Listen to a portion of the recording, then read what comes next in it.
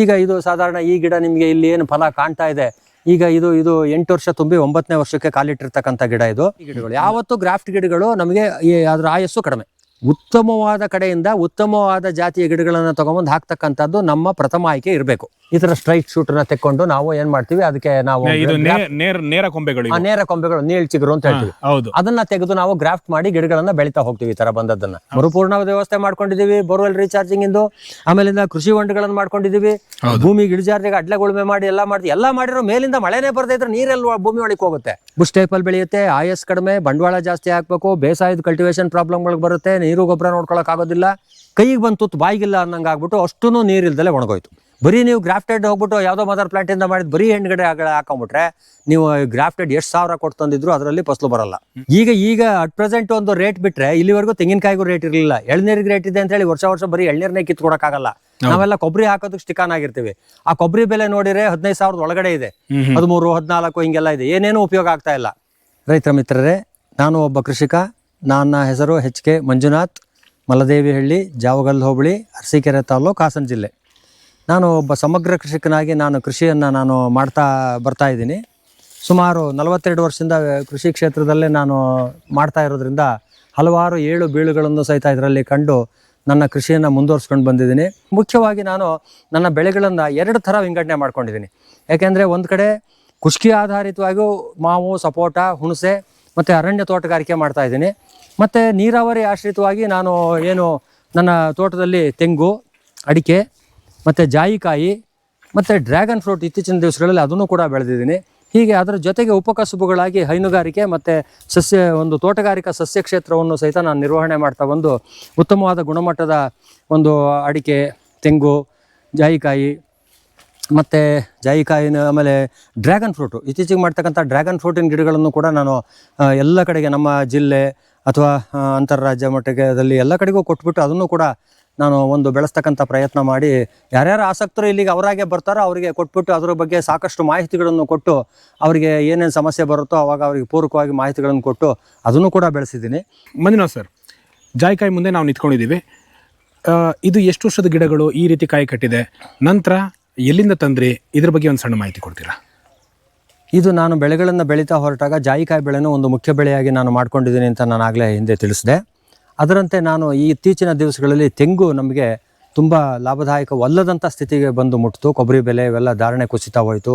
ಮಳೆಗಾಲದ ಪರಿಸ್ಥಿತಿಯಿಂದ ನಮ್ಮ ತೋಟಗಳು ಎಲ್ಲ ಭಾಳ ವೀಕ್ ಆದವು. ಮುಂದೆ ಇದೇ ಥರ ಆದರೆ ನಾವು ಪರ್ಯಾಯ ಬೆಳೆ ಇಲ್ಲದೆ ಹೋದರೆ ಬದುಕೋದಕ್ಕೆ ಸಾಧ್ಯ ಇಲ್ಲ, ಕೃಷಿನಲ್ಲಿ ಉಳ್ಕೊಳ್ಳೋಕೆ ಸಾಧ್ಯ ಇಲ್ಲ ಅಂತಾದಾಗ ನೆರಳಲ್ಲಿ ಇನ್ನೇನು ಬೆಳಿಬೋದು ಅಂತ ಹುಡುಕಿದಾಗ ತುಂಬ ಲಾಭದಾಯಕವಾದ್ದು, ಆಮೇಲೆ ಒಳ್ಳೆ ಫಸಲು ಬರ್ತಕ್ಕಂಥದ್ದು, ನಮ್ಮಲ್ಲೂ ಚೆನ್ನಾಗಿ ಬರುತ್ತೆ ಅನ್ನೋದನ್ನು ಸಾಕಷ್ಟು ಕಡೆ ಸ್ಟಡಿ ಮಾಡಿ ನಮ್ಮ ಕರ್ನಾಟಕ, ಕೇರಳ ಎಲ್ಲ ತಿರ್ಕೊಂಡು ಬಂದು ಎಲ್ಲ ಪ್ರಗತಿಪರ ಬೆಳೆಗಾರರನ್ನು, ನಮ್ಮ ಸ್ಪೈಸ್ ರಿಸರ್ಚ್ ಸ್ಟೇಷನ್ ಸೈಂಟಿಸ್ಟ್ಗಳನ್ನು ಭೇಟಿಯಾಗಿ ಎಲ್ಲ ವಿವರಣೆಗಳನ್ನು ತಗೊಂಡು ನಮ್ಮಲ್ಲೂ ಬೆಳಿಬೋದು ಅನ್ನೋ ಪ್ರಯತ್ನಕ್ಕೆ ಬಂದು ನಾನು ಇದನ್ನು ಸಿರ್ಸಿ, ಅಂಕೋಲ, ಕಾರವಾರ ಮತ್ತು ಈ ಕಡೆ ಕೇರಳ ಎಲ್ಲ ಕಡೆಯಿಂದ ಸ್ಟಡಿ ಮಾಡಿ ಇವಾಗ ಈ ಬೆಳೆಯನ್ನು ನಾನು 10 ವರ್ಷದ ಹಿಂದೆ ಇದನ್ನು ಸ್ಟಡಿ ಮಾಡಿ ಈಗ ಸುಮಾರು 8-9 ವರ್ಷದಿಂದ ಇದನ್ನು ನಾನು ಬೆಳೀತಾ ಇದ್ದೀನಿ.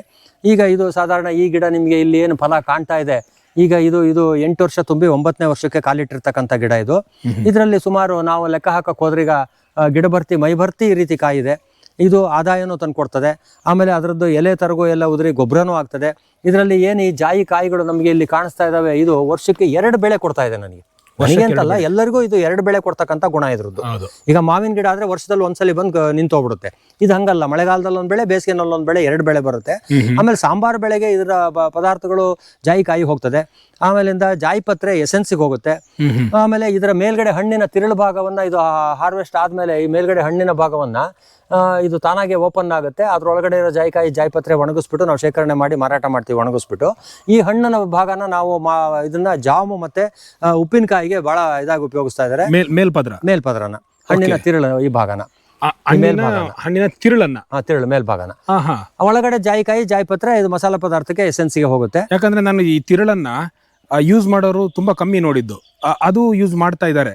ಅಂದ್ರೆ ಏನಾಗ್ತಾ ಇದೆ ಅಂದ್ರೆ ಇದು ಇನ್ನೂ ದೊಡ್ಡ ಪ್ರಮಾಣದಲ್ಲಿ ಬೆಳೆಗಳನ್ನ ಯಾರು ಬೆಳೆದಿಲ್ಲದೆ ಇರೋದ್ರಿಂದ ಇದು ಮಾರುಕಟ್ಟೆನಲ್ಲಿ ಅಷ್ಟೊಂದು ಇನ್ನೂ ಜನಗಳಿಗೆ ಪರಿಚಯವಾಗಿ ರುಚಿ ಕಂಡುಕೊಂಡವರು ಇದನ್ನ ಬಿಡ್ತಾ ಇಲ್ಲ. ಹಾಗಾಗಿ ಅದಕ್ಕೂ ಕೂಡ ಈಗ ಬೇಡಿಕೆ ಬಂದಿದೆ. ಉಪ್ಪಿನಕಾಯಿ ಮಾಡ್ತಕ್ಕಂಥ ಇಂಡಸ್ಟ್ರಿಯವರು ನನಗೆ ಅದನ್ನ ಡ್ರೈ ಮಾಡಿಬಿಟ್ಟು ಬೇಕಾದ್ರೂ ಕೊಡಿ, ಹಸಿದ್ ಬೇಕಾದ್ರೂ ಕೊಡಿ, ನಾನು ಪರ್ಚೇಸ್ ಮಾಡಿ ನಾನು ವ್ಯಾಲ್ಯೂ ಅಡಿಷನ್ ಮಾಡಿ ಮಾರಾಟ ಮಾಡ್ತೀನಿ, ನಿಮಗೆ ನಾನು ಅದಕ್ಕೆ ಹಣ ಕೊಡ್ತೀನಿ ಅಂತ ಹೇಳ್ತಾರೆ. ನಿಮಗೆ ಈ ಜಾಯಿಪತ್ರೆ ಮೇಲ್ಗಡೆ ಇದಿರುತ್ತಲ್ವಾ, ಜಾಯಿಕಾಯಿ ಮೇಲ್ಭಾಗ ಪತ್ರ ಇದೆ, ಎಲ್ಲದ್ರ ಮೇಲ್ಭಾಗ ಬರೋದು ಇದು ಜಾಯಿಕಾಯಿ ಹಣ್ಣಿನ ತಿರುಳು ಮೇಲ್ ಬರೋದು. ಹೌದು. ನನ್ನ ಒಂದು ಪ್ರಶ್ನೆ ಏನು ಅಂತ ಹೇಳಿದ್ರೆ, ಈಗ ಮೇಲ್ಗಡೆ ತಿರುಳನ್ನ ನೀವು ಉಪ್ಪಿನಕಾಯಿ ಹಾಕ್ತಾರೆ ಅಂತ ಹೇಳಿದ್ರಲ್ಲ, ಈ ಜಾಯಿ ಪತ್ರೆ ಬೀಜ ಅಲ್ಲ, ಮೇಲ್ಗಡೆ ಪತ್ರೆ ಬರ್ತದಲ್ಲ, ಆ ಪತ್ರೆ ಒಂದು ಸ್ಮೆಲ್ ಬರುತ್ತೆ. ಹೌದು, ಒಂದು ಖಂಡಿತ ಸುವಾಸನೆ ಬರುತ್ತೆ. ಹೌದು.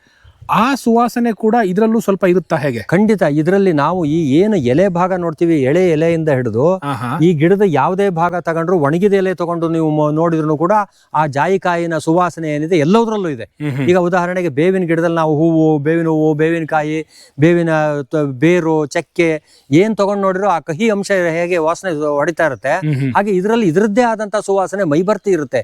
ಇದೊಂದು ನಮಗೆ ಅನುಕೂಲಕರನೂ ಆಗಿದೆ. ಯಾಕೆ ಅಂತ ಕೇಳಿದ್ರೆ, ಈ ತರ ಸುವಾಸನೆ ಇರೋದ್ರಿಂದ ಯಾವುದೇ ರೋಗ ಕೀಟನು ಕೂಡ ಇದಕ್ಕೆ ಬರ್ತಾ ಇಲ್ಲ. ಇವತ್ತು 9 ವರ್ಷ ಆಗ್ತಾ ಕಾಲಿಟ್ಟಿದೆ. ಈಗ ನಾನು ಈ ಗಿಡಗಳಿಗೆ ಇವತ್ತಿನವರೆಗೂ ಯಾವುದೇ ಸ್ಪ್ರೇನು ಕೊಟ್ಟಿಲ್ಲ. ಇದು ನೀವು ಕಸಿ ಮಾಡಿರೋಂಥದ್ದ ಅಥವಾ ಬೀಜ ತಂದು ಹಾಕಿರೋದು? ಇದರಲ್ಲಿ ಹೌದು, 2 ವಿಧಾನ ಇದೆ. ಒಂದು ಬೀಜಗಳಿಂದ ಮಾಡಿದಂತ ಗಿಡ, ಮತ್ತೆ ಇನ್ನೊಂದು ಕಸಿ ಕಟ್ಟಿದಂತ ಗಿಡಗಳು. ಇದು ನಾನು ಬಳಸಿರೋದು ಎಲ್ಲದೂ ಕೂಡ ನಮ್ಮ ಬೀಜದಿಂದ ಮಾಡಿದಂತ, ನಾವು ನಾಟಿ ಗಿಡಗಳನ್ನೇ ಉಪಯೋಗಿಸಿರ್ತಕ್ಕಂಥ, ಬೀಜದಿಂದ ಮಾಡಿರುವಂತದ್ದು. ಕಸಿ ಗಿಡಗಳನ್ನು ಮಾಡಿಲ್ಲ. ಯಾಕೆ ಅಂತ ಕೇಳಿದ್ರೆ, ನಾನು ಸ್ಟಡಿ ಮಾಡಿದಂತ ಟೈಮ್ನಲ್ಲಿ ನನಗೆ ತಿಳಿದಂತ ವರ್ತಮಾನದಲ್ಲಿ ನನಗೆ ಹಿಡಿಸಿದ್ದು ಇದು. ಕಸಿ ಮಾಡುವಂಥವ್ರು ಕಸಿ ಗಿಡನೂ ಮಾಡ್ಬೋದು, ಆದರೆ ಅದರ ವ್ಯತ್ಯಾಸಗಳನ್ನ ಪ್ಲಸ್ ಪಾಯಿಂಟು ಮೈನಸ್ ಪಾಯಿಂಟ್ಗಳನ್ನು ನೋಡಿದಾಗ ಕಸಿ ಗಿಡದಲ್ಲಿ ನನಗೇನು ತಿಳಿತು ಅಂತಂದರೆ, ಒಂದು ನಮಗೆ ಈ ಕಸಿ ಗಿಡಗಳು ಏಕಪ್ರಕಾರವಾಗಿ ತಾಯಿ ಗಿಡಗಳನ್ನೇ ಹೋಲ್ತಾ ಎಲ್ಲವೂ ಕೂಡ ಹೆಣ್ಣು ಗಿಡಗಳಾಗ್ತವೆ, ಫಸಲು ಕೊಡ್ತವೆ ಅಂತಕ್ಕಂಥದ್ದು ಒಂದು. ಆಮೇಲೆ 3 ವರ್ಷ ಕಳೆದ ತಕ್ಷಣ ಅವು ಎಲ್ಲವೂ ಕೂಡ ಈಲ್ಡ್ ಕೊಡಕ್ಕೆ ಶುರು ಆಗ್ತವೆ ಅನ್ನೋಂಥದ್ದು ಇನ್ನೊಂದು. ಆದರೆ ಮೈನಸ್ ಪಾಯಿಂಟ್ಗಳು ನನಗೆ ಜಾಸ್ತಿ ಕಂಡು. ಏನಪ್ಪಾ ಅಂತಂದ್ರೆ, ಕಸಿ ಗಿಡಗಳ ಬೆಲೆ ತುಂಬಾ ದುಬಾರಿ. ನಾವು ಏನು ಅಂದ್ರೆ, ಬಯಲು ಸೀಮೆಯರು ಎಲ್ಲೋ ಕಡೆ ಒಂದ್ ಕಡೆ ನೀರು ನೆರಳು ಇಲ್ಲದೆ ಇರತಕ್ಕಂಥ ಪರಿಸ್ಥಿತಿನ ನಾವು ಏನೇನೋ ಕಷ್ಟಪಟ್ಟು ಯಾವ್ಯಾವುದೋ ಬೆಳೆ ಒಳಗೆ ಇವತ್ತು ಕೃಷಿಯಲ್ಲಿ ಉಳ್ಕೊಳ್ಳೋದೇ ಕಷ್ಟ ಆಗಿರುವಾಗ, ನಾವು ಇದನ್ನ ಇಲ್ಲಿ ಮಾಡುವಾಗ ಹುಚ್ಚುಚ್ಚಾಗಿ ನಾವು ಬಂಡವಾಳ ಹಾಕಿ ಯಾವ್ಯಾವುದೋ ಮಾಡ್ತೀವಿ ಅಂತ ಆದಾಗ, ಸಕ್ಸಸ್ ಆದ್ಮೇಲೆ ಏನ್ ಬೇಕಾದ್ರೂ ಮಾಡೋಣ. ಸಕ್ಸಸ್ ಆಗಕ್ ಮುಂಚೆ ಸುಮ್ಮನೆ ಎದ್ವಾ ಬಂಡವಾಳ ಹಾಕಿ ಮಾಡೋದು ಅಷ್ಟು ಯೋಗ್ಯವಲ್ಲ ಅಂತ ಹೇಳಿ ನಾನು ನಾಟಿ ಗಿಡಗಳನ್ನೇ ಪರ್ಚೇಸ್ ಮಾಡಿದೆ. ಆಮೇಲಿಂದ ಇದು ಕೂಡ ನನಗೆ 4ನೇ ವರ್ಷ 5ನೇ ವರ್ಷ ಕಳೆದ್ಮೇಲೆ 5-6 ವರ್ಷಕ್ಕೆ ಇವು ಫಸಲಿಗೆ ಬರ್ತಾ ಇದಾವೆ. 1-2 ವರ್ಷ ನಿಧಾನ ಆಗುತ್ತೆ. ಆದ್ರೆ ಒಂದು ಅನುಕೂಲ ಏನಾಗಿದೆ ನನಗೆ ಅಂದ್ರೆ, ಇದನ್ನೆಲ್ಲ ನಾನು ಇವಾಗ ಹೀಗೆ ಸಿಂಗಲ್ ಕಾಂಡ ಮಾಡ್ಕೊಂಡಿದ್ದೀನಿ ತಳಗಡೆ. ಹೌದು, ಇದೊಂದು ನಾನು ಪೆಕ್ಯುಲರ್ ಆಗಿ ನೋಡಿದ್ದು. ಯಾಕಂದ್ರೆ ಬೇರೆ ರೈತರ ಭಾಗದಲ್ಲಿ ನೆಲದ ಮೇಲೆ ಕೂತ್ಬಿಟ್ಟಿರ್ತಾವೆ, ಸಾಧಾರಣ ಕೂತಿರುತ್ತೆ. ಇದ್ರ ಗುಣ ಏನು ಅಂದ್ರೆ, ತಳಗಡೆಯಿಂದನೂ ರೆಂಬೆ ಬರ್ತಕ್ಕಂಥದ್ದು ನೀವು ಹಾಗೆ ಬಿಟ್ರೆ ನೆಲದಲ್ಲೇ ಕೂತ್ಕೊಳ್ಳುತ್ತೆ. ನಾನು ಸಿಂಗಲ್ ಸ್ಟೆಮ್ ನೋಡಿ ಪ್ರೂನ್ ಮಾಡಿ ಇಲ್ಲಿ ಇಟ್ಕೊಂಡಿದ್ದೀನಿ. ಯಾಕೆ ಅಂತ ಕೇಳಿದ್ರೆ, ನಾವು ಇಲ್ಲಿ ಮಳೆ ನೀರನ್ನ ಇಂಗಿಸ್ ತೆಗೋದಕ್ಕೆ ಇಳಿಜಾರಿಗೆ ಅಡ್ಲಾಗಿ ಭೂಮಿಗೆ ಮಾಗಿ ಉಳುಮೆ ಲೈಟ್ ಆಗಿ ಒಂದು ಅರ್ಧ ಅಡಿ ಮೇಲ್ಭಾಗದಲ್ಲೇ ಒಂದು 4-5 ಇಂಚಿನಷ್ಟು ಮಾಡ್ತೀವಿ. ಆ ಮಾಡುವಾಗ ಕಳೆ ಕಸಗಳೆಲ್ಲ ಕಂಟ್ರೋಲ್ ಆಗುತ್ತೆ, ಭೂಮಿ ಬದಲಾವಣೆ ಆಗುತ್ತೆ. ಆಮೇಲೆ ಇದರಿಂದ ಏನೋ ಬಿದ್ದಂತ ಮಳೆ ನೀರೆಲ್ಲ ಭೂಮಿನಲ್ಲಿ ಇಂಗ್ತಕ್ಕಂಥ, ಕಡಿಮೆ ನೀರು ಬೀಳೋದ್ರಿಂದ ನಾವು ಭೂಮಿನಲ್ಲಿ ಇಂಗಿಸ್ಬೇಕು. ಭೂಮಿ ಸಡಿಲಾಗುತ್ತೆ, ತೇವಾಂಶ ಹಿಡಿದಿಟ್ಕೊಳ್ಳೋ ಶಕ್ತಿ ಬರುತ್ತೆ. ಗಿಡ ಎಟ್ಟೆ ಹೊಡೆದು ಹಾಳಾಗೋದಿಲ್ಲ. ಅದಕ್ಕೋಸ್ಕರ ನಾವೇನ್ ಮಾಡ್ತೀವಿ, ಇಲ್ಲಿ ಕಲ್ಟಿವೇಶನ್ ಮಾಡ್ಬೇಕಾದ್ರೆ ಏನು, ನಮ್ಮ ಟ್ರ್ಯಾಕ್ಟರ್ಗಳು ಪಾಸ್ ಆಗ್ಬೇಕಾದ್ರೆ ಇಲ್ಲಿ ಚಕ್ರಕ್ಕೆ ನೆಲದಲ್ಲೇ ಇರ್ತಕ್ಕಂಥ ಗ್ರಾಫ್ಟ್ ಗಿಡ ಹಾಕ್ಬಿಟ್ರೆ ಚಕ್ರ ಗಿಡದ ಮೇಲೆಲ್ಲ ಹೋಗಿ ಮುರಿದು ರೆಂಬೆ ಕೊಂಬೆ ಎಲ್ಲ ಮುರಿದೋಗುತ್ತೆ. ಅದು ಒಂದು ಡಿಸ್ಅಡ್ವಾಂಟೇಜ್ ಅಂತ ನಾನು ಅನ್ಕೊಂಡಿದ್ದು. ಆಮೇಲೆ ಎರಡನೇದಾಗಿ ಇನ್ನೊಂದು ಏನು ಅಂದ್ರೆ, ಈ ರೆಂಬೆಗಳೆಲ್ಲ ನೆಲದ ಮೇಲೆ ಕೂತ್ಕೊಂಡು ಫಲ ಬಿಟ್ರೆ ಆ ಕಾಯಿಗಳು ರೆಂಬೆ ಬಲವಾದಾಗ ಅದ್ರ ತಗ್ಗಿಲ್ ನಮಗೆ ಕಾಯಿ ತೆಕ್ಕೊಳ್ಳೋಕೆ ಆಗಲ್ಲ. ಆಮೇಲೆ ನೆಲದ ಮೇಲೆ ಬಿದ್ಬಿಡುತ್ತೆ, ಅದು ಡ್ಯಾಮೇಜ್ ಆಗುತ್ತೆ ಅವಾಗ. ಆಮೇಲೆ ಇಲ್ಲಿ ನಾವು ಈಗ ಡ್ರಿಪ್ ಇರಿಗೇಷನ್ ಅಲ್ಲಿ ಬೆಳೀತಾ ಇರೋದ್ರಿಂದ ನಮ್ಮ ಡ್ರಿಪ್ ಅಲ್ಲಿ ನೀರು ಹೋಯ್ತಾ ಇಲ್ವೇ ಹೀಗೆ ಅಂತ ಹೇಳಿ ಚೆಕ್ ಮಾಡ್ಕೊಳ್ಳೋದಕ್ಕೂ ನಮಗೆ ಇಲ್ಲಿ ಈಸಿ ಆಗಿದೆ. ಆಮೇಲೆ ಮರ ಗಿಡನು ಸಿಂಗಲ್ ಸ್ಟೆಮ್ ಆದ್ರಿಂದ ಗಾಳಿ ಮಳೆಗೆ ಬೀಳ್ತಕ್ಕಂಥ ಚಾನ್ಸ್ ಇಲ್ಲ, ಬಲವಾಗುತ್ತೆ, ಸ್ಟ್ರೆಂತ್ ಆಗಿ ಗಿಡಗಳು ಬರ್ತವೆ. ಆಮೇಲಿಂದ ಇನ್ನೂ ಒಂದೇನು ಅಂದ್ರೆ, ಇಲ್ಲಿ ಪಾತಿ ಮಾಡಿ ನಾವು ಗಿಡ ಸುತ್ತ ಅದರ ಹರುವಿನಲ್ಲಿ ಗೊಬ್ಬರ ಕೊಡೋದಕ್ಕೆ, ನೀರ್ ಚೆಕ್ ಮಾಡ್ಕೊಳ್ಳೋದಕ್ಕೆ, ಬೇಸಾಯಕ್ಕೆ, ಇವೆಲ್ಲವಕ್ಕೂ ಕೂಡ ನಮ್ಗೆ ಇದ್ರಲ್ಲಿ ಬಹಳ ಅನುಕೂಲ ಆಗಿದೆ. ಹಂಗಾಗಿ ನಾವು ನಾಟಿ ಗಿಡಗಳನ್ನೇ ಆಯ್ಕೆ ಮಾಡ್ಕೊಂಡಿದ್ದು. ಈ ಒಂದು ಬಂಡವಾಳ ಜಾಸ್ತಿ ಆಗ್ತಕ್ಕಂಥದ್ದು, ಆಮೇಲೆ ಈ ಬೇಸಾಯ ಕ್ರಮಗಳಲ್ಲಿ ನಮ್ಮ ಗಿಡದ ಮೇಂಟೈನ್ ಮಾಡೋದಕ್ಕೆ ಈಸಿ ಆಗುತ್ತೆ ಅಂತ ಇದು ಮಾಡ್ಕೊಂಡಿದ್ದು. ಇದು ತುಂಬಾ ಎತ್ತರ ಬೆಳೆ ಅಲ್ವಾ ನಾಟಿ ಗಿಡ ಯಾವಾಗ್ಲೂ ಎತ್ತರವಾಗಿ ಬೆಳೆಯುತ್ತೆ. ಇದ್ರಲ್ಲಿ ನೀವು ಕಂಡಂಗೆ ನೋಡಿ, ಇಲ್ಲಿ ತಳಗಡೆ ರೆಂಬೆಯಿಂದ ಹಿಡಿದು ನಮ್ಮ ತಳಭಾಗದ ರೆಂಬೆಯಿಂದ ಹಿಡಿದು ನೆತ್ತಿವರೆಗೂ ತುಳಿವರೆಗೂ ಫಸಲಿರುತ್ತಿದ್ದು. ನಾಟಿ ಗಿಡ ಯಾವಾಗ್ಲೂ ಕೂಡ ಮರದ ಬೆಳವಣಿಗೆನಲ್ಲಿ ಬಹಳ ಎತ್ತರವಾಗಿ ಹೋಗ್ತದೆ, ಯಾವುದೇ ಬೆಳೆ ತಗೊಂಡ್ರು ಕೂಡ. ಅದೇ ಗ್ರಾಫ್ಟೆಡ್ ಹೋದಾಗ ಏನಾಗುತ್ತೆ, ಬುಷ್ ಟೈಪ್ ನಲ್ಲಿ ಬೆಳೆದ್ ಬಿಡುತ್ತೆ. ಆಮೇಲೆ ಅದು ಒಂದು ಡಿಸ್ಅಡ್ವಾಂಟೇಜ್ ನಮಗೆ ಇದರಲ್ಲಿ. ಯಾಕೆ ಅಂತ ಕೇಳಿದ್ರೆ, ಇದು ತಳದಿಂದ ಹಿಡಿದು ರೆಂಬೆಯಿಂದ ಹಿಡಿದು ನೆತ್ತಿ ರೆಂಬೆವರೆಗೂ ನಮಗೆ ಫಸಲು ಕೊಡುವಂತ ಗುಣ ಇರುವಾಗ ನಾವು ಬುಷ್ ಟೈಪ್ ನಲ್ಲಿ ಬೆಳ್ಕೊಂಡಾಗ ಮುಂದೆ ಈಲ್ಡ್ ಜಾಸ್ತಿ ಆಗಲ್ಲ ನಮಗೆ. ಆದಾಯ ಜಾಸ್ತಿ ಬರಲ್ಲ. ಆ ಈಲ್ಡ್ ತಗೊಳ್ಳೋ ಉದ್ದೇಶನೂ ಕೂಡ ನಾಟಿನಲ್ಲಿ ನನಗೆ ಒಲವು ಜಾಸ್ತಿ ಆಯ್ತು. ಆಮೇಲೆ ಎರಡನೇದಾಗಿ ಲಾಂಗ್ ಲೈಫ್ ಬರುತ್ತಿದ್ದು ನಾಟಿ ಗಿಡಗಳು. ಯಾವತ್ತು ಗ್ರಾಫ್ಟ್ ಗಿಡಗಳು ನಮಗೆ ಅದ್ರ ಆಯಸ್ಸು ಕಡಿಮೆ. ಬುಷ್ ಟೈಪಲ್ಲಿ ಬೆಳೆಯುತ್ತೆ, ಆಯಸ್ ಕಡಿಮೆ, ಬಂಡವಾಳ ಜಾಸ್ತಿ ಹಾಕ್ಬೇಕು, ಬೇಸಾಯದ ಕಲ್ಟಿವೇಶನ್ ಪ್ರಾಬ್ಲಮ್ಗಳಿಗೆ ಬರುತ್ತೆ, ನೀರು ಗೊಬ್ಬರ ನೋಡ್ಕೊಳಕ್ ಆಗೋದಿಲ್ಲ, ಆಮೇಲೆ ಫಸಲೂ ಕಮ್ಮಿ ಆಗುತ್ತೆ, ಹಿಂಗಾಗಿ ಆದಾಯನೂ ಆಟೋಮೆಟಿಕ್ಕಾಗಿ ಕಮ್ಮಿ ಆಗುತ್ತೆ. ಆ ಉದ್ದೇಶಗಳಲ್ಲಿ ಇಲ್ಲೇ ಅಂದ್ರೆ ಏನು ಅಂತಂದ್ರೆ ಉತ್ತಮವಾದ ಕಡೆಯಿಂದ ಉತ್ತಮವಾದ ಜಾತಿಯ ಗಿಡಗಳನ್ನು ತಗೊಂಬಂದು ಹಾಕ್ತಕ್ಕಂಥದ್ದು ನಮ್ಮ ಪ್ರಥಮ ಆಯ್ಕೆ ಇರಬೇಕು. ಬೆಳಗ್ಗೆ ಬಗ್ಗೆ ಮಾಹಿತಿ ತಗೋಬೇಕು. ನಾವು ತರುವಂತ ಗಿಡಗಳು ಚೆನ್ನಾಗಿದ್ರೆ ಹೌದು ಅದು ನಮಗೆ ತುಂಬಾ ಹೆಲ್ಪ್ ಆಗುತ್ತೆ. ಬೆಳೆನೂ ಮುಂದೆ ಉತ್ತಮವಾದ ರಿಸಲ್ಟ್ ಕೊಡುತ್ತೆ. ಹಾಗೆ ಸಿಕ್ಕಿದ ಕಡೆನೆ ಯಾರೋ ಬರೀ ಚೌಕಾಶಿ ಮಾಡೋದು, ರೇಟ್ಗೆ ಇದು ಮಾಡೋದು, ಒಳ್ಳೆ ಸೆಲೆಕ್ಷನ್ ಗಿಡಗಳು ಉತ್ತಮವಾದ ಕಡೆಯಿಂದ ಬೆಳೆದಿರೋದು ನೋಡೋದು, ತಿಳ್ಕೊಳ್ಳೋದು ತರದೇ ಇದ್ದಾಗ ಅದ್ರ ಕಡೆನೂ ನಾವು ಬೇರೆ ಸಮಸ್ಯೆಗಳನ್ನ ಎದುರಿಸಬೇಕಾಗುತ್ತೆ. ಹಂಗಾಗಿ ಯಾಕೆಂದ್ರೆ ಈಗ ಒಂದು ಸಣ್ಣ ಎಕ್ಸಾಂಪಲ್ ಅಂದ್ರೆ ನಾವೇ ಹ್ಯೂಮನ್ ಬೀಯಿಂಗ್ ಹೇಳೋದಾದ್ರೆ ನಾವು ಕೂಡ ಒಂದು ಮದುವೆ ಅಂತ ಆಗಬೇಕಾದ್ರೆ 10 ಕಡೆ ಹೆಣ್ಣು ನೋಡ್ತೀವಿ. ಅದರ ಗುಣಲಕ್ಷಣಗಳು, ಅವಳ ಲಕ್ಷಣ ಇರ್ಬೋದು, ವಿದ್ಯಾಭ್ಯಾಸ ಇರ್ಬೋದು, ಅವ್ರ ಮನೆತನ ಇರ್ಬೋದು, ಅವಳ ನಡಾವಳಿಗಳಿರ್ಬೋದು, ಈ ಥರ ಗುಣಗಳನ್ನ ಎಲ್ಲ ಅವ್ರನ್ನ ಎಜುಕೇಶನ್, ಅವಳಿರೋ ಕೆಲಸ ಅಂತೇಳಿ ಎಲ್ಲವನ್ನೂ ನೋಡಿ ಒಬ್ರಿಗೊಬ್ರು ಪರಸ್ಪರ ಗಂಡು ಹೆಣ್ಣನ್ನ ಮದುವೆ ಆಗ್ತೀವಿ. ಯಾಕೆ ಅಂತಂದ್ರೆ ಅದೆಲ್ಲ ಪೂರ್ವಭಾವಿಯಾಗಿ ನಮಗೆ ಗೊತ್ತಿದ್ರೆ ಮುಂದೆ ಸಂಸಾರದಲ್ಲಿ ಸಮಸ್ಯೆ ಬರಲ್ಲ ಅಂತೇಳಿ. ಆದ್ರೆ ಅದನ್ನೇ ನಾವು ಹಂಗಂದ್ರೆ ಅಲ್ಲಿ ಡೈವರ್ಸ್ ಕೇಸ್ ಇಲ್ವೇ ಅಂದ್ರೆ ಅಲ್ಲೂ ಇರುತ್ತೆ. ಆದ್ರೆ ಏನೂ ಗೊತ್ತಿಲ್ಲದ ಕಡೆ ಹೋಗಾದಾಗ 108 ಸಮಸ್ಯೆಗಳು ಬೇಗ ಬರೀ ನಮಗೆ ಡೈವರ್ಸ್ ಕೇಸ್ಗಳೇ ಕಾಣ್ತಾ ಇದೆ. ಅಂದ್ರೆ ಇಲ್ಲಿ ನಾನು ಏನು ಹೋಲಿಕೆ ಮಾಡ್ತಾ ಇದ್ದೀನಿ ಅಂದ್ರೆ ಉತ್ತಮವಾದ ಕಡೆ ಸಂಬಂಧ ಹೇಗೆ ಬೆಳೆಸೋದಕ್ಕೆ ಪ್ರಯತ್ನ ಮಾಡ್ತೀವಿ. ಇದು ಒಂದು ಗಿಡನೂ ಕೂಡ ನಮ್ಮ ಕುಟುಂಬಕ್ಕೆ ಸೇರಿದಂತ ಒಂದು ಪ್ರೀತಿಯಾಗಿ ಬೆಳೆಸ್ತಕ್ಕಂಥ ಒಂದು ಬೆಳೆಯಾಗಿ ನಾವು ಆಯ್ಕೆ ಮಾಡಿಕೊಂಡು ಅದೇ ಕ್ರಮದಲ್ಲಿ ಅದರ ಇತಿಹಾಸನ, ಅದರ ಪೂರ್ವಭಾವ ಸಿದ್ಧತೆಗಳನ್ನೆಲ್ಲ ಮಾಡಿಕೊಂಡು ಉತ್ತಮವಾದ ಕಡೆಯಿಂದ ತಂದು ಬೆಳೆದ್ರೆ ನಮಗೆ ತೊಂದರೆಗಳು ಮುಂದೆ ಕಮ್ಮಿ ಇರುತ್ತೆ ಅನ್ನೋದು ನಾನು ಹೇಳಕ್ ಇಷ್ಟಪಡೋದು. ಹೌದು. ಈ ಹಂತದಲ್ಲಿ ನಾನು ಏನು ಕೇಳಬೇಕು, ಈಗ ಮದುವೆ ಗಂಡು ಹೆಣ್ಣು ಅಂತೆಲ್ಲ ಹೇಳಿದ್ರಿ, ಜಾಯಿಕಾಯಿಲು ಗಂಡು ಹೆಣ್ಣು ಅಂತ ಇದೆ. ಖಂಡಿತ ಇದೆ. ಇದರಲ್ಲಿ ಏನಿದೆ ಅಂತಂದ್ರೆ ಈಗ ಗ್ರಾಫ್ಟ್ ಅಂತ ಬಂದ್ವಿ, ನಾನಾಗ್ಲೇ ಹೇಳಿದೆ. ಗ್ರಾಫ್ಟೆಡ್ ಗಿಡಗಳಲ್ಲಿ ಮೇಜರ್ ಪ್ರಾಬ್ಲಮ್ ಅದು ಒಂದಿದೆ. ಏನಿದೆ ಅಂತಂದ್ರೆ ನಾವು ಯಾವುದೋ ಒಂದು ಮದರ್ ಪ್ಲಾಂಟ್ ಅನ್ನ ತಕೊಂಡ್ಬಿಟ್ಟು ಅದರ ರೆಂಬೆಗಳಿಂದ ನಾವು ಸ್ಟ್ರೈಟ್ ಶೂಟ್ ಅಂತ ಇಲ್ಲಿ ಬರುತ್ತೆ, ಈ ತರ ಸ್ಟ್ರೈಟ್ ಶೂಟ್ ನ ತೆಕ್ಕೊಂಡು ನಾವು ಏನ್ ಮಾಡ್ತೀವಿ, ಅದಕ್ಕೆ ನಾವು ನೇರ ಕೊಂಬೆಗಳು ನೀಳ್ ಚಿಗುರು ಅಂತ ಹೇಳ್ತೀವಿ. ಅದನ್ನ ತೆಗೆದು ನಾವು ಗ್ರಾಫ್ಟ್ ಮಾಡಿ ಗಿಡಗಳನ್ನ ಬೆಳಿತಾ ಹೋಗ್ತೀವಿ. ಈ ತರ ಬಂದದ್ದನ್ನ. ಇದು ಸೈಡ್ ರೆಂಬೆಗಳಿವು ಸೈಡು. ಇದನ್ನು ಗ್ರಾಫ್ಟ್ ಮಾಡಿ ಈ ಗಿಡನೂ ಕಚ್ಕೊ ಬಂದ್ಬಿಡುತ್ತೆ ಗ್ರಾಫ್ಟ್ ಅಲ್ಲಿ. ಆದ್ರೆ ಹೊಲದಲ್ಲಿ ಅಡ್ಡಡ್ಡ ಬೆಳೆಯಕ್ಕೆ ಶುರು ಆಗುತ್ತೆ, ನಾವು ಫೇಲ್ಯೂರ್ ಆಗ್ತೀವಿ. ಅದಕ್ಕೆ ಉತ್ತಮವಾದ ಕಡೆಯಿಂದ ಸಂಬಂಧ ಬೆಳೆಸಬೇಕು, ಉತ್ತಮವಾದ ಕಡೆಯಿಂದ ಗಿಡ ತರಬೇಕು. ಯಾಕೆಂದ್ರೆ ಇದೆಲ್ಲ ಟೆಕ್ನಿಕ್ ಗೊತ್ತಿಲ್ಲದಲ್ಲೇ ಹೋದಾಗ ನಾವು ಪ್ರಾಬ್ಲಮ್ ಹಾಕಂತೀವಿ. ಅಲ್ಲಿ ಅದೆಲ್ಲ ಗೊತ್ತಾಗಲ್ಲ. ಗಿಡ ನೋಡ್ತೀವಿ, ಚೆನ್ನಾಗಿರುತ್ತೆ, ದುಡ್ಡು ಹೊಂದ್ಬಿಡುತ್ತೆ, ವ್ಯಾಪಾರ ಹೊಂದಿಸ್ಕೊಂಡ್ಬಿಡ್ತೀವಿ, ತಂದ್ಬಿಡ್ತೀವಿ. ಆಮೇಲೆ ಎರಡನೇದಾಗಿ ಈ ಗ್ರಾಫ್ಟೆಡ್ ಗಿಡಗಳಲ್ಲಿ ಯಾವ ತಾಯಿ ಗಿಡದಿಂದ ಫಸಲು ಬಿಡ್ತಕ್ಕಂಥ ಉತ್ತಮವಾದ ಗಿಡಗಳು ಅಂತ ಹೇಳಿ ಆಯ್ಕೆ ಮಾಡ್ಕೊಂಡಿರ್ತೀವಿ, ಗುಣದಲ್ಲಿ ಅದು ಉತ್ತಮ ಇರುತ್ತೆ. ಆದ್ರೆ ಕೂಡ ಆ ಗಿಡದಲ್ಲಿ ಬರ್ತಕ್ಕಂತ ಹೂಗಳೆಲ್ಲ ಬರೀ ಫಿಮೇಲ್ ಹೂಗಳೇ ಆಗೋಗಿರ್ತಾವೆ, ಹೆಣ್ಣು ಹೂಗಳೇ. ಹೌದು. ಇದರಲ್ಲಿ ಗಂಡು ಹೂವು ಕೂಡ ಕ್ರಾಸ್ ಪಾಲಿನೇಷನ್ಗೆ ಬೇಕೇ ಬೇಕು. ಬರೀ ನೀವು ಗ್ರಾಫ್ಟೆಡ್ ಹೋಗ್ಬಿಟ್ಟು ಯಾವ್ದೋ ಮದರ್ ಪ್ಲಾಂಟ್ ಇಂದ ಮಾಡಿದ್ ಬರೀ ಹೆಣ್ಣುಗಡೆ ಹಾಕೊಂಡ್ಬಿಟ್ರೆ ನೀವು ಗ್ರಾಫ್ಟೆಡ್ ಎಷ್ಟು ಸಾವಿರ ಕೊಟ್ಟು ತಂದಿದ್ರು ಅದರಲ್ಲಿ ಫಸಲು ಬರಲ್ಲ. ಈ ಲೋಕಲ್ ಅಲ್ಲಿ ಏನಾಗುತ್ತೆ ಹಾಗಾರೆ ಅಂತಂದ್ರೆ ಇದರಲ್ಲಿ ಗಂಡು ಹೆಣ್ಣು ಎರಡು ನ್ಯಾಚುರಲ್ ಆಗಿ ಬಂದ್ಬಿಡುತ್ತೆ, ಅಂದ್ರೆ ಮಿಕ್ಸ್ಅಪ್ ಆಗಿ ಗಿಡಗಳು. ಹೌದು, ಅದು ಅಷ್ಟು ಪರ್ಸೆಂಟ್ ಇರುತ್ತೆ, ಇದು ಅಷ್ಟು ಪರ್ಸೆಂಟ್ ಇರುತ್ತೆ. ಒಂದು 10 ಗಿಡ ಅದಿರುತ್ತವೆ, ಒಂದು 5ರಿಂದ 7-8% ತನಕ ನಮಗೆ ಅದು ಗಂಡು ಗಿಡಗಳ ಸಂಖ್ಯೆನೂ ಇರಬೇಕು ನಮ್ಮ ತೋಟದಲ್ಲಿ. ಅಂದ್ರೆ ಒಂದು 100 ಗಿಡದಲ್ಲಿ ಒಂದು 5ರಿಂದ 10 ಗಿಡ ನಮಗೆ ಇದ್ರೆ ಒಳ್ಳೇದು. ಹೌದು, ಅದು ಅವಾಗ ಕ್ರಾಸ್ ಪಾಲಿನೇಷನ್ಗೆ ಅನುಕೂಲ ಆಗುತ್ತೆ, ಎಲ್ಲಾ ಗಿಡಗಳು ಫಸಲು ಬಿಡುತ್ತೆ. ನೀವು ಹಾಗಂತ 100ಕ್ಕೆ 100 ಹೆಣ್ಣು ಗಿಡ ಬರುತ್ತಾ ಗ್ರಾಫ್ಟ್ನೇ ಹಾಕೊಂಡ್ಬಿಟ್ರೆ, ಗ್ರಾಫ್ಟ್ ಗಿಡ ಹಾಕ್ಬಿಟ್ಟಿದ್ದೀನಪ್ಪ 2,000 3,000 ಕೊಟ್ಟು ತಂದಿದ್ದೀನಿ ಅಂದ್ರೆ ಖಂಡಿತ ಅಲ್ಲಿ ಫಸಲು ಬಿಡಲ್ಲ. ಇದು ಮೇಜರ್ ಪ್ರಾಬ್ಲಮ್. ಅದು ಗಂಡು ತರ ಆಕ್ಟ್ ಆಗುತ್ತೆ. ಹೌದು, ಅದು ಗೊಡ್ಡ ಗಿಡ ಆಗುತ್ತೆ, ಗೊಡ್ಡ ಗಿಡ ಆಗೋಗುತ್ತೆ. ಅದಕ್ಕೋಸ್ಕರ ನಮ್ಗೆ ಇಲ್ಲಿ ಇದನ್ನ ನಾನು ಆಯ್ಕೆ ಮಾಡ್ಕೊಂಡ ಒಂದು ಉದ್ದೇಶದಲ್ಲಿ ಅದು ಇದೆ. ಒಟ್ಟು ಎಷ್ಟು ಗಿಡಗಳಿದಾವೆ ನಿಮ್ಮಲ್ಲಿ? ಏನು ಈಗ ನಾನು ಈ ಹಿಂದೆ ಇದನ್ನ ಬೆಳೆಯಕ್ ಹೊರಟಾಗ ನನ್ನನ್ನು ಹುಚ್ಚ ಅಂತ ಕರೆದ್ರು. ಯಾಕೆಂದ್ರೆ ಕೇರಳ ರಾಜ್ಯದಲ್ಲಿ ಅಥವಾ ನಮ್ಮ ಸಿರ್ಸಿ, ಅಂಕೋಲ, ಕಾರವಾರ ಇಂಥ ಕಡೆ ಎಲ್ಲವ ಏನಾಗುತ್ತೆ, ಯಥೇಚ್ಛವಾದ ಮಳೆ ಆಗುತ್ತೆ. ಅಲ್ಲಿ ಮಳೆ ಪ್ರದೇಶಕ್ಕೆ ಯೋಗ್ಯವಾದ ಬೆಳೆ ಅವ್ರು ಅಲ್ಲಿ ಬೆಳೀತಾ ಇದಾರೆ ಅಂತ ನಾನು ತಿಳ್ಕೊಂಡು ಇದನ್ನ ಸ್ಟಡಿ ಮಾಡಿ ಹೊರಟಾಗ ನಮ್ಮಲ್ಲೂ ಬೆಳಿಬಹುದು ಅನ್ನೋ ಲಾಜಿಕ್ಕಿಗೆ ಬಂದೆ ನಾನು. ಇದನ್ನ ಬೆಳಿಬೇಕು ನನ್ನಲ್ಲೂ ತೆಂಗು ಅಡಿಕೆ ಹೇಳಿ. ಯಾಕಂದ್ರೆ ತೆಂಗು ಇವತ್ತು ಪ್ಲಾಫ್ ಆಗಿದೆ, ಕೊಬ್ಬರಿ ರೇಟ್ ಇಲ್ಲ, ತೆಂಗಿನಕಾಯಿ ಫಸಲೇ ಇಲ್ಲ, ಮರಗಳು ಉಳಿಸ್ಕೊಳ್ಳೋದೇ ಕಷ್ಟ. ಇಂಥದೆಲ್ಲ ಪರಿಸ್ಥಿತಿ ಇದ್ದಾಗ ಮುಂದೆ ಪರ್ಯಾಯ ಬೆಳೆ ಏನು ಅಂತದಕ್ಕೆ ಇದನ್ನ ಸೆಲೆಕ್ಟ್ ಮಾಡ್ಕೊಂಡಿದ್ದು. ಒಂದು ಹಂತದಲ್ಲಿ ಆಯ್ಕೆ ಮಾಡ್ಕೋಬೇಕಾದ್ರೆ ಅದು ಮಾಡ್ಕೊಂಡ್ಮೇಲೆ, ಯಾಕೆಂದ್ರೆ ನೆರಳಲ್ಲಿ ನಾಳೆ ಅವೆಲ್ಲ ಫೇಲ್ಯೂರ್, ಅಡಿಕೆನೂ ಮುಂದೆ ಬ್ರಹ್ಮಾಂಡ ಜನ ಹಾಕ್ತಾ ಇದಾರೆ, ಅಡಿಕೆನೂ ಮಾರ್ಕೆಟ್ ಬಿದ್ದೋಯ್ತಪ್ಪ, ನಾನು ಬದುಕೋದು ಹೆಂಗೆ ಅಂತ ಉಳ್ಕೊಂಡಾಗ ಒಂದು ಪರ್ಯಾಯ ಬೆಳೆ ಈಗಲೇ ಬೆಳೆಸಿದ್ರೆ ಉತ್ತಮ ಅಂತೇಳಿ ಇದು ನೆರಳಲ್ಲಿ ಬರುವಂಥದ್ದು. ಆಮೇಲೆ ಇದು 50ರಿಂದ 60-70 ಭಾಗ ತನಕ ನೆರಳಿರ್ಬೇಕು ನಮ್ಮಲ್ಲಿ ಹಾರ್ಡ್ ಕಂಡೀಷನ್ ಅಲ್ಲಿ. ಬೇರೆ ಬೇರೆ ಪ್ರದೇಶಗಳಲ್ಲಿ ಸ್ವಲ್ಪ ಪರ್ಸೆಂಟೇಜ್ ವ್ಯತ್ಯಾಸ ಆಗುತ್ತೆ. ವಿತೌಟ್ ನೆರಳು ಓಪನ್ ಫೀಲ್ಡ್ ಅಲ್ಲಿ ಬೆಳೆಯಕ್ಕಾಗಲ್ಲ. ಓಪನ್ ಫೀಲ್ಡ್ ಅಲ್ಲಿ ಬೆಳೆಯಕ್ಕಾಗಲ್ಲ. ನಮ್ಮ ಡ್ರ್ಯಾಗನ್ ಫ್ರೂಟ್ ನಾನು ಬೆಳೆದಿದ್ದೀನಿ, ಅದನ್ನ ಓಪನ್ ಫೀಲ್ಡ್ ಅಲ್ಲಿ ಬೆಳೆದಿದ್ದೀನಿ. ಅದಕ್ಕೆ ಸಂಪೂರ್ಣವಾಗಿ ಬಿಸಿಲು ಬೇಕು. ಇದಕ್ಕೆ 50ರಿಂದ 60-70 ಭಾಗ ತನಕ ನೆರಳು ಬೇಕು. ಮುಂದೆ ಸ್ವಲ್ಪ ಪರ್ಸೆಂಟೇಜ್ ಕಡಿಮೆ ಆದ್ರೂ ತಡಿಯುತ್ತೆ, ಎಲಿಗೆ ಒಗ್ಗೊಂಡಿರುತ್ತೆ, ಗಿಡ ದೊಡ್ಡದಾಗಿರುತ್ತೆ, ಬಲವಾಗಿರುತ್ತೆ, ರೆಸಿಸ್ಟಿಂಗ್ ಪವರ್ ಬಂದಿರುತ್ತೆ, ಅವಾಗ ಬೆಳ್ಕೋಬಹುದು. ಆಮೇಲೆ ಆ ರೀತಿನಲ್ಲಿ ನಮ್ಮ ತೆಂಗು ಅಡಿಕೆ ಇದಕ್ಕೆ ಬಹಳ ಸೂಕ್ತವಾದ ನೆರಳಿನ ಒಂದು ಮೂಲ ಬೆಳೆ. ಸೊ ಈಗ ಒಂದು 9 ವರ್ಷದಿಂದ ನಾನು ಅವಾಗ ಕೇಳಿದೆ ಈ ಪ್ರಶ್ನೆ ಉತ್ತರ ನೀವು ನೋಡಿ ಉತ್ತರ ಕೊಡೋ ಇದರಲ್ಲಿ ಆಚೆ ಈಚೆ ಆಗ್ಬಿಡ್ತು. ನಾವು ಬೇರೆ ಎಲ್ಲ ಹೋದ್ವಿ. ಎಷ್ಟು ಗಿಡಗಳನ್ನ ನೀವು ಇಲ್ಲಿ ಹಾಕಿದ್ರಿ, ಈಗ ಎಷ್ಟು ಗಿಡಗಳಿದಾವೆ, ಎಷ್ಟು ಫಸಲು ಕೊಡ್ತಿದ್ದಾವೆ, ಮತ್ತೆ ಎಷ್ಟು ನೀವು ಈಗ ಎಲ್ಲದೂ ನೀವು ಬೀಜ ಗಿಡ ಹಾಕಿರೋದ್ರಿಂದ ನಿಮ್ಮಲ್ಲಿ ಎಷ್ಟು ಗಂಡಿದಾವೆ, ಎಷ್ಟು ಹೆಣ್ಣಿದಾವೆ? ಈಗ ನಾನು ಈ ಜಾಯಿಕಾಯಿ ಬೆಳೆಯೋಕೆ ಪ್ರಾರಂಭ ಮಾಡಿದಾಗ 500 ಗಿಡನ ಬೆಳಿಬೇಕು ಅನ್ನೋ ನಂದು ಗುರಿ ಇಟ್ಕೊಂಡಿದ್ದು ನಾನು. 500 ಗಿಡ. ಓಕೆ. ಅದರಲ್ಲಿ 400 ಗಿಡ ಇಲ್ಲಿಗೆ 10ನೇ ವರ್ಷದಲ್ಲಿ ಒಂದು ಪ್ಲಾಟ್ ಆ ಕಡೆ ಭಾಗ ಕಾಣ್ತಾ ಇದೆ, ಅಲ್ಲಿಗೆ ಹಾಕಿ ನಾನು ಅದನ್ನ ಅಲ್ಲಿಗೆ ಬೆಳೆದೆ. ಅದು ಚೆನ್ನಾಗಿ ಫಸಲಿಗೂ ಬಂತು. ಇವನ್ ನಮ್ಮ ಸ್ಪೈಸ್ ರಿಸರ್ಚ್ ಸ್ಟೇಷನ್ ಸೈಂಟಿಸ್ಟ್ಗಳು ಸಹಿತ ನೋಡ್ಕೊಂಡು ಹೋದ್ರು. ತುಂಬಾ ಜನ ರೈತರು ಬಹಳ ಚೆನ್ನಾಗಿ ಬಂದಿದೆ, ಈ ವಾತಾವರಣದಲ್ಲೂ ಬರುತ್ತೆ ಅನ್ನೋದನ್ನ ಬಹಳ ಇದು ಮಾಡಿರು.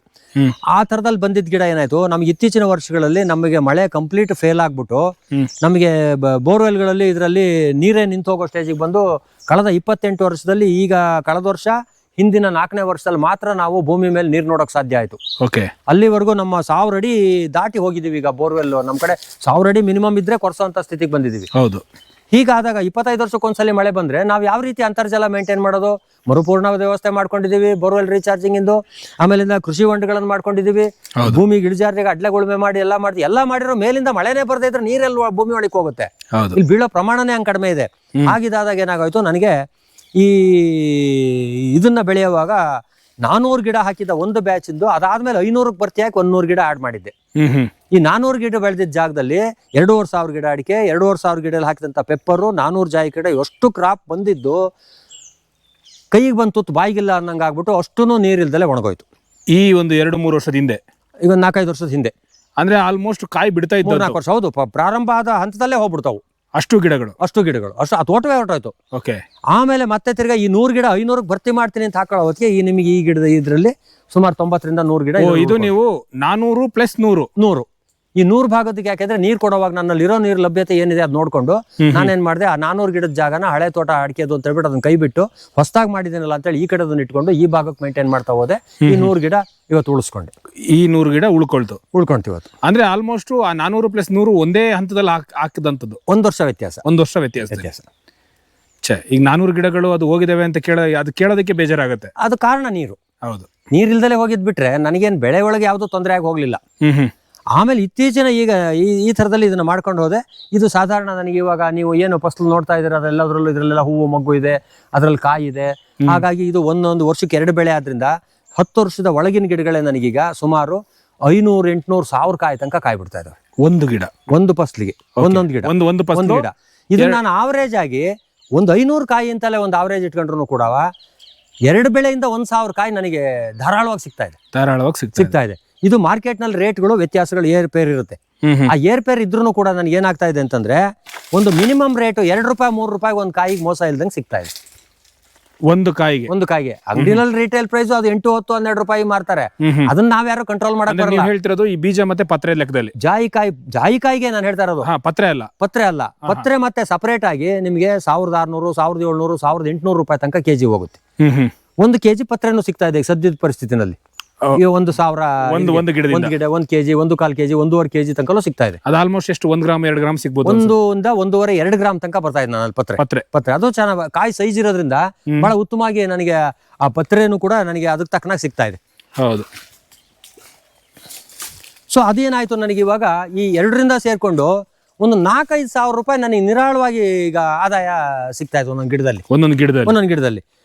ಈಗ ಒಂದು 3-3.5-4-5 ಸಾವಿರ ರೂಪಾಯಿ ಸಿಗುತ್ತೆ ಒಂದು ಗಿಡದಲ್ಲಿ ಅಂತಂದ್ರೆ 4-5 ಸಾವಿರ ನಿಮಗೆ ವರ್ಷಕ್ಕೆ 2 ಸರಿ ಅಲ್ವಾ? 2 ಸರಿಯಿಂದಲೂ ಸೇರೇನೆ ಒಂದು ವರ್ಷದ ಆದಾಯ ಅಂತ ನಾವು ಹೇಳೋದು. ಒಂದು ವರ್ಷದ ಆದಾಯ 2 ಫಸಲಿಂದ.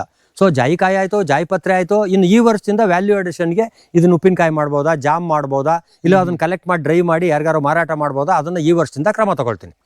ನೀವು ಇದಕ್ಕೆ ಕಂಡಂತ ರೋಗಗಳು, ಅದಕ್ಕೆ ನೀವು ಉಪಯೋಗಿಸ್ತಿರುವಂತಹ ಯಾವ್ದಾದ್ರು ರೆಮಿಡಿಗಳು, ಇದ್ರ ಬಗ್ಗೆ ಮಾಹಿತಿ ಕೊಡ್ತೀರಾ? ಈಗ ಇದಕ್ಕೆ ನನಗೆ ಕಂಡಂಗೆ ನನಗೇನು ಇಲ್ಲಿವರೆಗೂ ರೋಗಗಳೇ ಬಂದಿಲ್ಲ. ರೋಗಗಳು ಬಂದೇ ಇಲ್ಲ. ಯಾಕೆ ಅಂತ ಕೇಳಿದ್ರೆ ಈಗ ಅದಕ್ಕೋಸ್ಕರ ಹಂಗಾಗಿ ನಾನು ಏನನ್ನು ಸ್ಪ್ರೇ ಮಾಡಕ್ ಹೋಗಿಲ್ಲ. ವರ್ಷಕ್ಕೊಂದ್ಸಲಿ ನಮ್ಮ ಸಾವಯವ ಗೊಬ್ಬರ ಕೊಡ್ಬೇಕಾದ್ರೆ ನೀಮ್ ಕೇಕ್, ಬೇವಿನ ಹಿಂಡಿನ ಪ್ರತಿ ಬುಡಕ್ಕೂ ನಾನು ಒಂದು ಅರ್ಧ ಕೆಜಿ 1 ಕೆಜಿ ಅಷ್ಟನ್ನ ಅದ್ರ ಬುಡ ಸುತ್ತ ನಮ್ಮ ಕಾಂಪೋಸ್ಟ್ ಗೊಬ್ಬರದ ಜೊತೆ ಕೊಟ್ಬಿಡ್ತೀನಿ. ಇನ್ನು ಇವತ್ತಿನವರೆಗೂ ಸ್ಪ್ರೇಯರ್ ಇದಕ್ಕೆ ತಂದೆ ಇಲ್ಲ. ನಾನು ಆಗಲೇ ಹೇಳಿದೆ, ಇದು ಔಷಧಿಯುಕ್ತವಾದ ಗುಣಗಳು ಈ ಗಿಡದಲ್ಲಿ ಇರೋದ್ರಿಂದ, ಇದಕ್ಕೆ ಎಲೆನಲ್ಲೂ ತುಂಬಾ ಸುವಾಸನೆ ಇರೋದ್ರಿಂದ ಯಾವ ರೋಗಗಳು ಇಲ್ಲಿವರೆಗೆ ನನಗೆ ಬಂದಿಲ್ಲ. ಯಾವ ರೋಗಗಳು ಬಂದಿಲ್ಲ. ಮತ್ತೆ ಕಿತ್ಕೊಳ್ಳೋದು, ಬಿಡಿಸೋದು, ಒಣಗಿಸೋದು ಎಲ್ಲವೂ ಆಳುಗಳು ಖರ್ಚಿಲ್ದಂತ ಸುಲಭವಾದ ಬೆಳೆ ಇದು. ಅದನ್ನ ಹೇಗ್ ಮಾಡ್ತಾ ಇದ್ದೀರಾ? ಅದು ನಿಮ್ಮಲ್ಲಿ ಹಣ್ಣು ಓಪನ್ ಆಗತ್ತೆ ಹೀಗೆ. ಹೌದು. ಈಗ ಅನ್ಸೀಸನ್ ಆದ್ರಿಂದ ನಾನು ಇದನ್ನ ತೋರ್ಸಕ್ ಆಗ್ತಾ ಇಲ್ಲ. ಈ ಒಂದು ಕಾಯಿನ ಏನು ಇದರಲ್ಲಿ ನಾವು ಕಾಯಿ ತಗೊಳ್ತೀವಿ, ಕಾಯಿ ಇದು 2 ಭಾಗವಾಗಿ ಓಪನ್ ಆಗುತ್ತೆ ಇಲ್ಲಿಗೆ. ಓಕೆ. ಅವಾಗ ಜಾಯಿಕಾಯಿ ಮೇಲೆ ಜಾಯಿಪತ್ರೆ ಇರುತ್ತಲ್ಲ, ಅದು ತುಂಬಾ ರೆಡ್ಡಿಶ್ ಆಗಿ ಕಾಣ್ತಾ ಇರುತ್ತೆ, ಕೆಂಪಾಗಿ. ಅದು ಹಾರ್ವೆಸ್ಟಿಗೆ ಬಂದಿದೆ ಅಂತ ಓಪನ್ ಆದಾಗ ಅದು 1-2 ದಿವಸ ಬಿಟ್ರೆ ಬಿದ್ದೋಗುತ್ತೆ. ಇಲ್ಲ ಅಂದ್ರೆ ನಾವೇ ಒಂದು ಸಣ್ಣ ಕೋಲಿಗೆ ಒಂದು ಹುಕ್ ಹಾಕೊಂಡು ಹಿಂಗ್ ಅಂದ್ಬಿಟ್ಟು ಬಿದ್ದಿದೆ. ಇಲ್ಲ, ಅದೇನೋ ಆಗಿದೆ, ನೋಡೋರೆಲ್ಲ ಇದು ಮಾಡಿರೋದು. ಆ ತರ ಅದು ಓಪನ್ ಆಗಿ ಬೀಳುತ್ತೆ. ಅದನ್ನ ಡ್ರೈ ಮಾಡ್ಬಿಟ್ಟು ಕೊಟ್ರೆ ಉಪ್ಪಿನಕಾಯಿಗೆ, ಜಾಮ್ಗೆ ಹೋಗುತ್ತದೆ. ಸೊ ಈ ರೀತಿ ಮಾಡಿ ಇದರಲ್ಲಿ ನನಗೆ ಆಮೇಲೆ ಇದರ ಎಲೆ ತರಗು ಎಲ್ಲ ಇದೆಯಲ್ಲ, ಇದು ಬೇಕಾದಷ್ಟು ಮುಂದೆ ಸಾವಯವ ಗೊಬ್ಬರಕ್ಕೆ ಅದೇ ಅದರ ಮಲ್ಚಿಂಗ್ ಕೊಡ್ತಾರ, ಅದ ಭೂಮಿ ಮೇಲೆ ಉದುರಿಸ್ಕೊಂಡು ಅದು ಗೊಬ್ಬರನು ಮಾಡ್ಕೊಳ್ಳುತ್ತೆ ತಾನೇನೆ. ಈಗ ಈ ರೀತಿನಲ್ಲಿ ನಾನು ಮಾಡ್ತಾ ಇದ್ದೀನಿ. ಒಂದು ಮುಖ್ಯವಾದ ಬೆಳೆ ತೆಂಗು ಇದೆ, ಈ ಕಡೆ ಅಡಿಕೆನೂ ಇದೆ, ಮತ್ತೆ ಇದು ಅದರ ನೆರಳಿನಲ್ಲಿ ಬರ್ತಕ್ಕಂಥ ಇನ್ನೊಂದು ಮುಖ್ಯವಾದ ಬೆಳೆ ನನಗೆ ಜಾಯಿಕಾಯಿ ಆಗಿದೆ. ಈ ಅಡಿಕೆ ಮತ್ತೆ ತೆಂಗಿನ ಒಂದು ಇಳುವರಿಯಲ್ಲಿ ಪರ್ಯಾಯವಾಗಿ ಈ ಇಳುವರಿನೂ ನೀವು ಕನ್ಸಿಡರ್ ಮಾಡ್ಕೋಬೋದಾ? ಖಂಡಿತ, ಇದು ಮುಖ್ಯವಾದ ಬೆಳೆ. ಈಗ ಒಂದು ತೆಂಗಿನ ಮರದಲ್ಲಿ ಇವತ್ತು ನಮಗೆ ಸಾವಿರಾರು ಕಾಯಿ ಬಿಡಲ್ಲ, ಒಂದು 80-100 ಆವರೇಜ್ ಅಲ್ಲಿ ಸಿಗುತ್ತೆ. ಈಗ ಅಟ್ ಪ್ರೆಸೆಂಟ್ ಒಂದು ರೇಟ್ ಬಿಟ್ರೆ ಇಲ್ಲಿವರೆಗೂ ತೆಂಗಿನಕಾಯಿಗೂ ರೇಟ್ ಇರಲಿಲ್ಲ. ಎಳ್ನೀರಿಗೆ ರೇಟ್ ಇದೆ ಅಂತ ಹೇಳಿ ವರ್ಷ ಬರೀ ಎಳ್ನೀರನ್ನೇ ಕಿತ್ಕೊಡಕ್ಕಾಗಲ್ಲ. ನಾವೆಲ್ಲ ಕೊಬ್ಬರಿ ಹಾಕೋದಕ್ಕೆ ಸ್ಟಿಕಾನ್ ಆಗಿರ್ತೀವಿ. ಆ ಕೊಬ್ಬರಿ ಬೆಲೆ ನೋಡಿದ್ರೆ 15,000 ಒಳಗಡೆ ಇದೆ, 13-14 ಹಿಂಗೆಲ್ಲ ಇದೆ. ಏನೇನು ಉಪಯೋಗ ಆಗ್ತಾ ಇಲ್ಲ. ಆಮೇಲೆ ಎಕರೆವಾರು ಬರೀ 50 ಗಿಡ ಇರುತ್ತಲ್ಲ ಅದರಲ್ಲಿ. ಹೌದು. ಸೊ ಇದು ಅಷ್ಟೇ ಗಿಡ ಹಿಡಿಯುತ್ತೆ, 50-60 ಗಿಡ ಒಂದ್ ಎಕರೆ ಕೂರುತ್ತೆ. ಈಗ ಕೂತ್ಕೊಂಡಾಗ ತೆಂಗಿನಂತೆ ತೆಂಗು ಬಂತು, ಅಡಿಕೆ ಅಂತ ಅಡಿಕೆನೂ ಬಂತು, ಜಾಯಿಕಾಯಿ ಅಂತ ಜಾಯಿಕಾಯಿ, 3 ಮುಖ್ಯ ಬೆಳೆಗಳೇ ಆದವು ನಮಗೆ. ಎಲ್ಲರ ಆದಾಯ ಸೇರಿಸಿದಾಗ ಒಂದಕ್ಕೊಂದು ಪೂರಕವಾಗಿ. ಯಾಕೆ ಅಂತ ಕೇಳಿದ್ರೆ ಅಡಿಕೆ ತೆಂಗು ಎರಡುವೆ ಮೇಲ್ಮಹಡಿನಲ್ಲಿ 2nd ಫ್ಲೋರ್ ಅಲ್ಲಿ ಅದು ಬೆಳೀತಾ ಇರುತ್ತೆ. ಜಾಯಿಕಾಯಿ ಗಿಡ ಅದರ ತಳಭಾಗದಲ್ಲಿ 1st ಫ್ಲೋರ್ ಅಲ್ಲಿ ಇದಿರುತ್ತೆ. ಅಂದ್ರೆ ಈ ನಿಮಗೆ 5 ಲೇಯರ್ 2 ಲೇಯರ್ ಈಗೆಲ್ಲ ಅಂತಾರಲ್ಲ, ಹೌದು, ಆ ರೀತಿನಲ್ಲಿ ನಮಗೆ ಏನು ಸ್ಟೇರ್ ಬೆಳೆಗಳು ಮಾಡ್ದಂಗೆ ಆಗಿದೆ ಇದು. ಹಂಗಿರೋದ್ರಿಂದ ತಳಗಡೆ ರೆಂಬೆ ಕೊಂಬೆ ಬಂದು ತಳ ಅಂತಸ್ತನ್ನ ಇದು ಉಪಯೋಗಿಸ್ಕೊಂಡಿದೆ, ಮೇಲ್ಗಡೆ ಅಂತಸ್ತಲ್ಲಿ ಅದಿದೆ, ಅದರ ನೆರಳಲ್ಲಿ ಇದು ಬರ್ತಾ ಇದೆ. ಹಂಗಾಗಿ ಎಲ್ಲವೂ ಪ್ರಮುಖ ಬೆಳೆಯಾಗಿ ನನಗೆ ಆದಾಯ ಕೊಡ್ತಾ ಇದ್ದಾವೆ.